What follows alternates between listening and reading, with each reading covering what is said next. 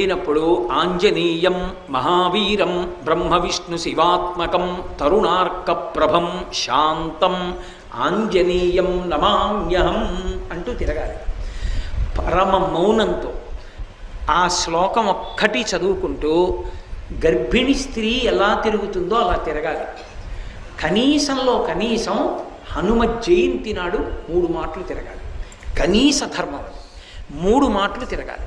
3 మాటలు తిరిగేటప్పుడు ప్రతిసారి తిరిగి వచ్చి ఒక చోట ఆగి శ్లోకం చెప్పి మళ్ళీ తిరగాలి ప్రదక్షిణంగా. అలా 3 మాటలు తిరిగితే, అందుకే నేను మీతో పరమ సత్యం చెప్తున్నానని జ్ఞాపకం పెట్టుకోండి.